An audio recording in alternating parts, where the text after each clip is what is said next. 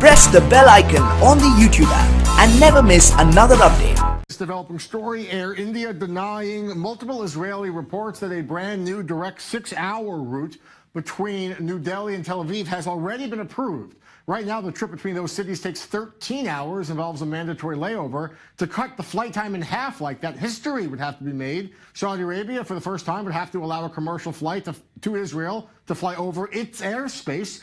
It would be a remarkable warming of ties between Israel and the Saudis. Multiple Israeli papers said the approval has already been greenlit, and in fact, the route could start in just a few weeks. That appears maybe not to be the case. Neha, I know you've been kind of researching this a little bit. What have you been able to learn? Where do things stand with this new 6-hour route right now?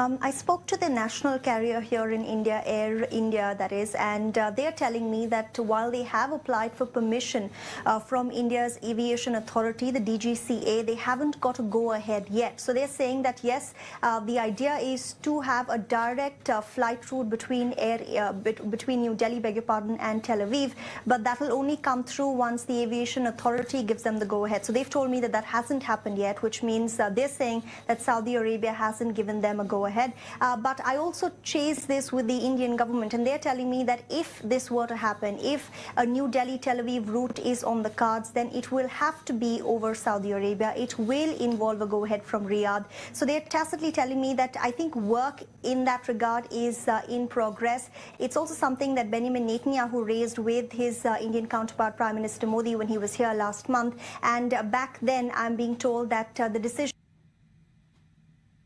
Saudi Arabia for this. So we might just hear an official update on that in a few days from now.